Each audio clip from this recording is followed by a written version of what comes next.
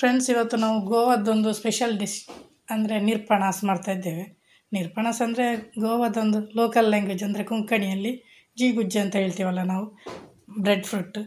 ಅದಕ್ಕೆ ಅದರದ್ದೊಂದು ಮಸಾಲೆ ಎಲ್ಲ ಹಾಕಿ ರವೆ ಫ್ರೈ ಮಾಡೋದಷ್ಟೇ. ಅದು ತುಂಬ ಈಸಿಯಾಗಿ ತುಂಬ ಚೆನ್ನಾಗಿ ಆಗುತ್ತೆ. ಅದನ್ನು ಹೇಗೆ ಮಾಡೋದಂತ ನಾವು ಇಲ್ಲಿ ನೋಡೋಣ. ನಮಗೆ ಸಂಜೆಯ ಸ್ನ್ಯಾಕಿಗೆ ಇಲ್ಲ ಊಟಕ್ಕೂ ಕೂಡ ತುಂಬ ಚೆನ್ನಾಗಿ ಆಗುತ್ತೆ ಅದು. ಅದಕ್ಕೆ ನೋಡಿ, ನಾನಿಲ್ಲಿ ಒಂದು ಜಿಗುಜ್ಜೆ ತಗೊಂಡಿದ್ದೇನೆ, ಬ್ರೆಡ್ ಫ್ರೂಟ್ ಅಂತ ಹೇಳ್ತೀವಲ್ಲ ಅದು. ಇವಾಗ ಅದನ್ನು ನಾನು ಕೈಯಲ್ಲಿ ಸ್ವಲ್ಪ ಎಣ್ಣೆ ಹಾಕ್ತಾಯಿದ್ದೀನಿ, ಇಲ್ಲದ್ರೆ ಅದಕ್ಕೆ ಸ್ವಲ್ಪ ಸೋನೆ ಎಲ್ಲ ಜಾಸ್ತಿ ಅಲ್ಲ.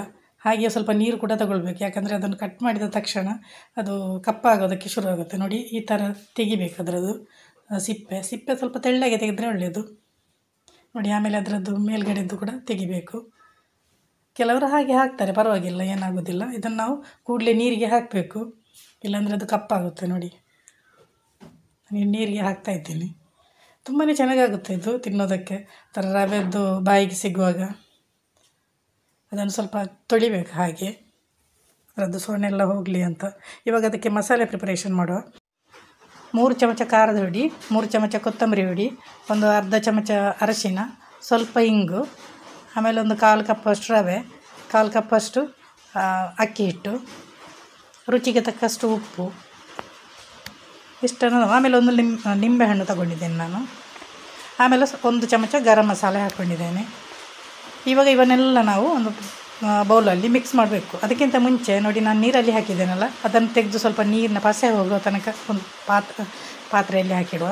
ಇವಾಗ ಇದನ್ನೆಲ್ಲ ಮಿಕ್ಸ್ ಮಾಡಬೇಕು. ನಾವು ಇಂಗ್ರೀಡಿಯೆಂಟ್ಸ್ ಏನೆಲ್ಲ ತಗೊಂಡಿದ್ದೇವೆ, ಮೆಣಸಿನ ಹುಡಿ, ಕೊತ್ತಂಬರಿ ಹುಡಿ, ಅರಶಿನ, ಆಮೇಲೆ ನಿಂಬೆಹಣ್ಣು, ಇದನ್ನೆಲ್ಲ ಹಾಕಿ ಚೆನ್ನಾಗಿ ಮಿಕ್ಸ್ ಮಾಡಬೇಕು. ನಿಂಬೆಹಣ್ಣಿದ್ದು ನೀರು ಸಾಕಾಗೋದಿಲ್ಲ, ಅದಕ್ಕೆ ಸ್ವಲ್ಪ ನೀರು ಹಾಕಬೇಕು. ನಾವು ಸ್ವಲ್ಪ ನೀರು ಹಾಕ್ಕೊಂಡ್ರೆ ಒಳ್ಳೆಯದು, ಜಾಸ್ತಿ ಅಲ್ಲ. ಹಿಂಗನ್ನು ನಾನು ಸ್ವಲ್ಪ ನೀರು ಮಾಡ್ಕೊಂಡು ಹಾಕಿದ್ದೇನೆ, ಯಾಕಂದರೆ ಅದು ಹುಡಿ ಹಿಂಗಲ್ಲ, ಹಾಗೆ. ಈಗ ಸ್ವಲ್ಪ ಉಪ್ಪು ಕೂಡ ಹಾಕೋತಾ ಇದ್ದೇನೆ ರುಚಿಗೆ ತಕ್ಕಷ್ಟು. ಇವಾಗ ಚೆನ್ನಾಗಿ ಮಿಕ್ಸ್ ಮಾಡಿ. ಸ್ವಲ್ಪ ನೀರು ಹಾಕ್ಬೋದು, ಸ್ವಲ್ಪ, ಜಾಸ್ತಿ ಬೇಡ. ಇವಾಗ ಅದನ್ನು ತೆಗೆದಿದ್ದೇನಲ್ಲ, ಅದನ್ನು ತೆಗೆದು ಒಂದು ಪಾತ್ರೆಯಲ್ಲಿ ನಾನು ಬೇರೆ ಇಡ್ತಾ ಇದ್ದೇನೆ, ಅದರಲ್ಲಿ ನೀರು ಇರುತ್ತಲ್ಲ, ನೀರಿನ ಪಸೆ ಸ್ವಲ್ಪ ಹೋಗಲಿ ಅಂತ. ಆಮೇಲೆ ನಾವು ಅದನ್ನು ಮಿಕ್ಸ್ ಮಾಡೋದು ಅಷ್ಟೇ. ಒಂದು ಅರ್ಧ ಗಂಟೆ ಮ್ಯಾರಿನೇಷನ್ಗೆ ಇಡಬೇಕು. ಚೆನ್ನಾಗಿ ಮಿಕ್ಸ್ ಮಾಡಬೇಕು ಅದನ್ನು. ಇದು ತುಂಬ ಈಸಿಯಾಗಿ ಮಾಡ್ಬೋದು, ಒಂದು 10 ನಿಮಿಷದಲ್ಲಿ ಮಾಡ್ಬೋದು ನಮಗೆ.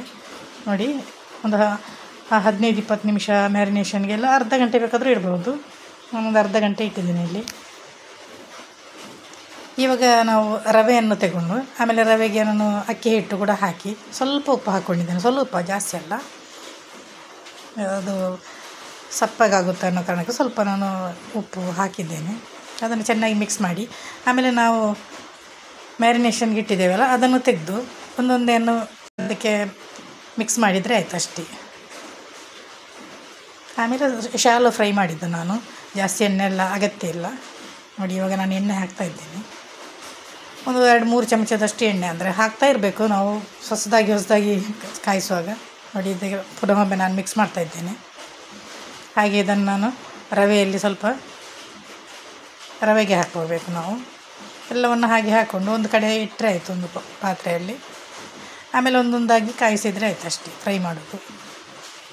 ಅದಕ್ಕಿಂತ ಮುಂಚೆ ಫ್ರೈ ಮಾಡೋದಕ್ಕಿಂತ ಮುಂಚೆ ನಾನು ಬಿಸಿ ಎಣ್ಣೆಗೆ ಸ್ವಲ್ಪ ಕರಿಬೇವು ಕೂಡ ಹಾಕ್ಕೊಂಡಿದ್ದೇನೆ. ಕರಿಬೇವು ಒಂಥರ ಫ್ಲೇವರ್ ತುಂಬ ಚೆನ್ನಾಗಿ ಬರುತ್ತೆ. ನೋಡಿ, ಯಾವುದೇ ಫ್ರೈ ಮಾಡಿದರೂ, ಮೀನು ಫ್ರೈ ಮಾಡಿದರೂ ಇದನ್ನು ಕರಿಬೇವು ಇಲ್ಲ ಸ್ವಲ್ಪ ಬೆಳ್ಳುಳ್ಳಿ ಕೂಡ ಹಾಕ್ಕೊಂಡು ಆಮೇಲೆ ಅದನ್ನು ಫ್ರೈ ಮಾಡಿದರೆ ತುಂಬ ಚೆನ್ನಾಗಿರುತ್ತೆ. ನೋಡಿ, ಇವಾಗ ಅದನ್ನು ನಾನು ಒಂದೊಂದಾಗಿ ಹಾಕ್ತಾಯಿದ್ದೀನಿ. ಜಾಸ್ತಿ ಇದು ಮಾಡಬೇಡಿ, ಚಿಕ್ಕ ಪಾತ್ರೆ ಅಂದರೆ ಸ್ವಲ್ಪ 4-5 ಫ್ರೈ ಮಾಡಿದರೆ ಸಾಕು. ಒಂದು 2 ನಿಮಿಷದಲ್ಲಿ ಪುನಃ ಮೇಲೆ ಮಾಡಿದರೆ ಆಯಿತು ಅಷ್ಟೇ. ಮಗುಚಿ ಹಾಕಬೇಕು. 1-2 ಸಲ ಮುಚ್ಚಿ ಹಾಕಿದರೆ ಅಲ್ಲಿಗೆ ನಮ್ಮದು ಅದ್ರ ಮೇಲ್ಗಡೆ ಸ್ವಲ್ಪ ನಾನು ಎಣ್ಣೆ ಹಾಕ್ತಾಯಿದ್ದೀನಿ. ಸಾಧ್ಯದ ಎಣ್ಣೆ ಕೂಡ ತುಂಬ ಕಡಿಮೆ. ನೀವು ಡೀಪ್ ಫ್ರೈ ಕೂಡ ಮಾಡ್ಬೋದು, ಆದರೆ ಡೀಪ್ ಫ್ರೈಗಿಂತ ಈ ಥರನೇ ಮಾಡಿದರೆ ತುಂಬ ಚೆನ್ನಾಗಿರುತ್ತೆ. ಆರೋಗ್ಯ ದೃಷ್ಟಿಯಿಂದ ಇದು ಕೂಡ ಒಳ್ಳೆಯದೇ. ನಾವೆಲ್ಲ ಇದಕ್ಕೆ ಜಿಗುಜ್ಜೆ ಫ್ರೈ ಅಂತ ಹೇಳ್ತೇವೆ, ಗೋವಾದಲ್ಲಿ ನಿರ್ಪಣಾಸ್ ಅಂತ ಹೇಳ್ತಾರೆ ಅಷ್ಟೇ. ಇಲ್ಲಿಗೆ ನಮ್ಮದು ನಿರ್ಪಣಾಸ್ ರೆಡಿ ಆಯಿತು, ಅಂದರೆ ಜಿಗುಜ್ಜೆ ಫ್ರೈ ರೆಡಿ ಆಯಿತು. ತುಂಬಾ ಟೇಸ್ಟಿಯಾಗಿರುತ್ತೆ. ನೀವು ಬೇಕಾದರೆ ಇದಕ್ಕೆ ಬೇರೆ ಎಲ್ಲ ಸ್ವಲ್ಪ ಮಸಾಲೆ ಎಲ್ಲ ಹಾಕ್ಕೋಬೋದು, ಆದರೆ ಹೀಗೆ ಮಾಡಿದರೂ ತುಂಬ ಚೆನ್ನಾಗಿ ಟೇಸ್ಟಿಯಾಗಿರುತ್ತೆ. ಮೇಲ್ಗಡೆ ಸ್ವಲ್ಪ ಕರಿಬೇವು ಹಾಕಿದರೆ ಆಯಿತು ಫ್ರೈ ಮಾಡಿದ್ದನ್ನು. ನೋಡಿ ಎಷ್ಟು ಚೆನ್ನಾಗಿ ಬಂದಿದೆ ಅಂದರೆ, ಎಲ್ಲ ತಟ್ಟೆ ಪೂರ್ತಿ ಖಾಲಿಯದ್ದು ಗೊತ್ತೇ ಆಗಲಿಲ್ಲ, ಅಷ್ಟು ಚೆನ್ನಾಗಿ ಬಂದಿದೆ. ನೀವು ಕೂಡ ಒಮ್ಮೆ ಮಾಡಿ ನೋಡಿ, ಹೇಗೆ ಬಂತು ಅಂತ ಕಮೆಂಟ್ ಮಾಡಿ. ವಂದನೆ.